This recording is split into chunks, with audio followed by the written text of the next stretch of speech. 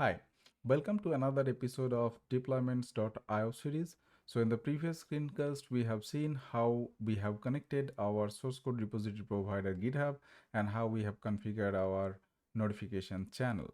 So in this screencast, we will see how we can create a deployment pipeline. So this is the third step.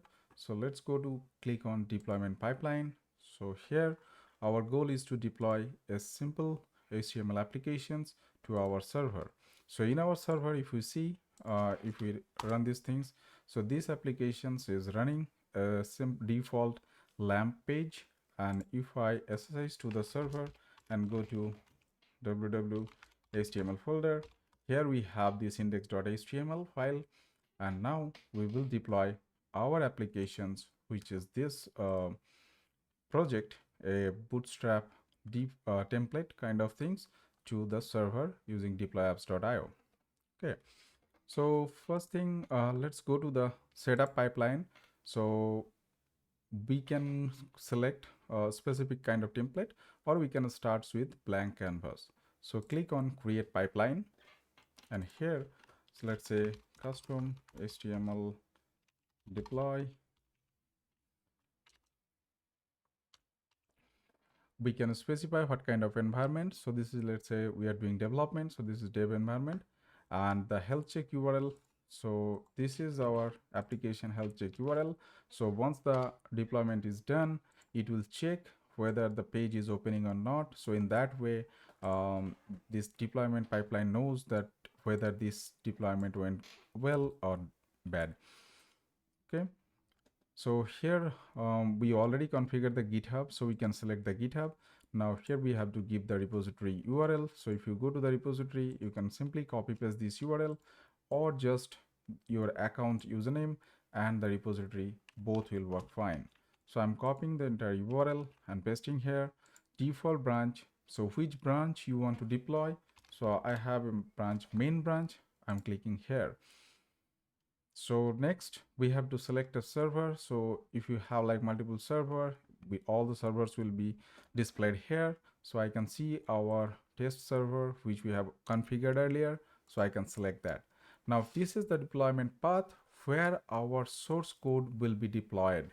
Okay, so let's say your applications is this in this path, but let's say we want to deploy in this folder www. So here your existing application, so let's say we want to deploy here.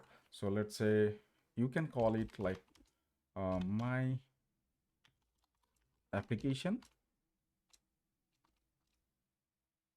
or it can be like any name. So let's say my test app.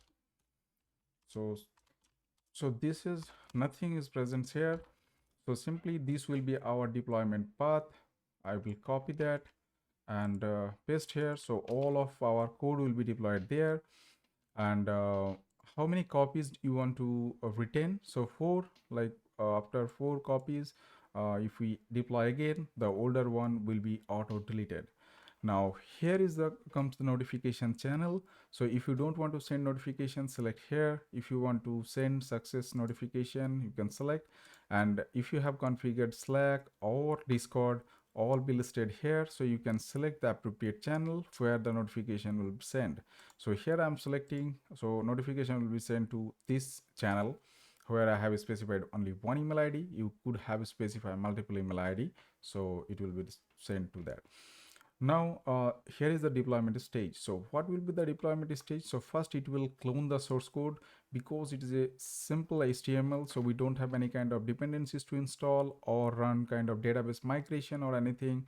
Just it will copy the source code and create a current directory, which will be our active deployment directory.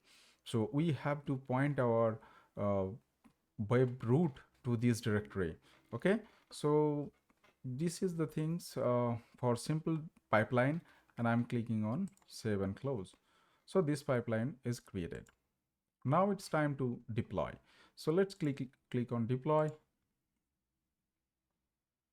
So here is the like deployment log screen where you can see the deployment process. So you can see cloning is done activating the new release and purging old release. Now if I get back to our project directory, so if I list, so we can see we have a new directories which is a releases folder. So inside these releases we will have like multiple copy of different release, and later if we want to roll back to certain stages we can easily roll back, and our active release directory will be this current directory. So we need to map our web server to this path. So if I go to the current directory and check what is the current path, so this will be your document root. Okay, so if I although our project is deployed, still our web application is pointing to the old path, right? So if I, let's say,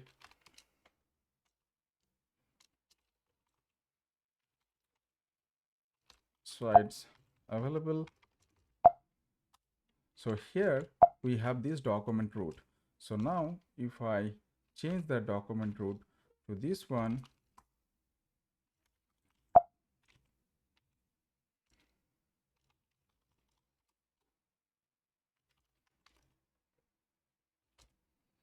to 2, now if I refresh, we can see our application is deployed.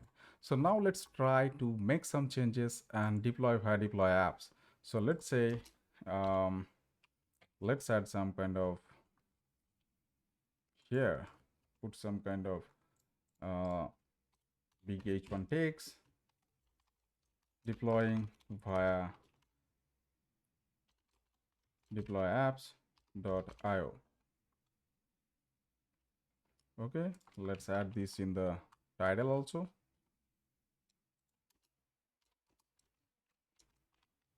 Now we will simply add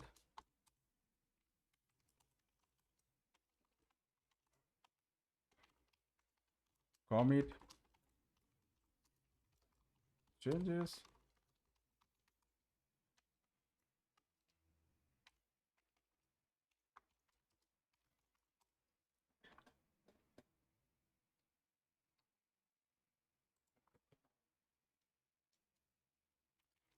which branch I am in, like master branch. So let's check out to the main branch and merge master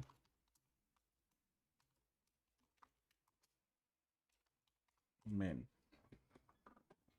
So we have actually put some changes to the main branch, and if we see our repository and refresh these things, so we can see 1 minute ago we have put some changes.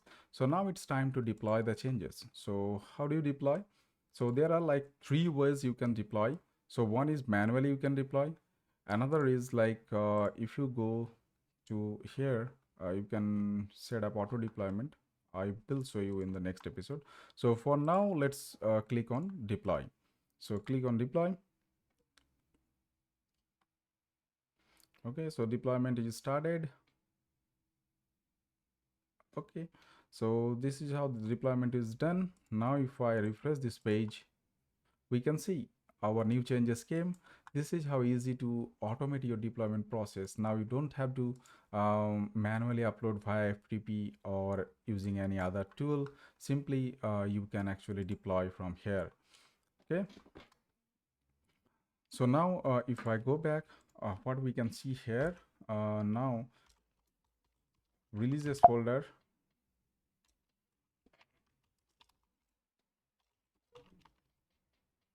So we have this two deployment, and if I go to the deployment pipeline and these deployment sections, we can see like 2 deployment, and both this deployment happens pretty fast in 10 seconds.